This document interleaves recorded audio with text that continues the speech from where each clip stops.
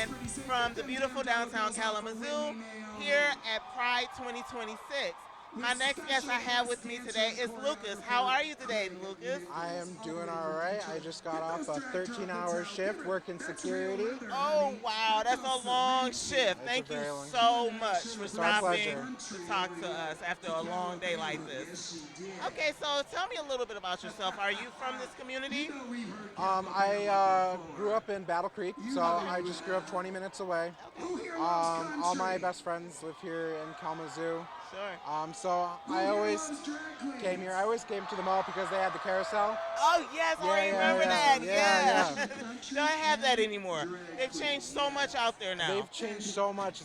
Our childhood is just not what it used to be. Yeah, it's not. It's not. Now my grandchildren will never know the joy of getting on the carousel inside a mall, right? Right. All right. So tell me something about your community that you're from. What would you like me to know a part about what you love about that community? Let me think. I would have to say they care. The support. The support. Like they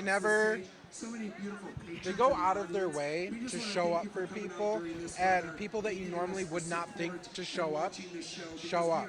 Wow. Yeah, so like we had like the Salvation Army this year here. They showed up and gave the workers like donuts and stuff like that. And that's kind of like a big deal because, it's just not something you would normally find. So the thing that I really like about the community is that they kind of just like anything that they don't have in common, they push aside and only focus on what they have in common. Wow. And it's something that I really appreciate. Yeah, that's amazing. You don't hear that too often. You these really days. don't. Yeah. So, tell me something that you wish and hope and dream for your community moving forward. Honestly, this community has a really good outreach program for the homeless, Okay. but it also brings in a lot of homeless. And I wish we could come together as a community to kind of help solve the bridge the gap between the finding them help and getting them the mental health help that they need Yes. so that they don't come back. Yeah. So kind of just like uplift the community more and just add to it. We have so many people that are just displaced and we have so much space that needs to be filled. That's so true. And I think that's what I would like most. Okay, that is great. Yeah, I hope that too. That would be wonderful.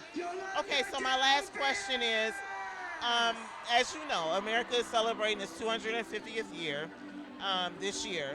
So, in your words, tell me what does the signing of the Declaration of Independence mean to you?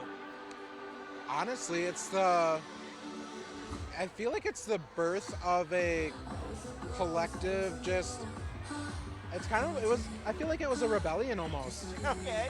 I mean,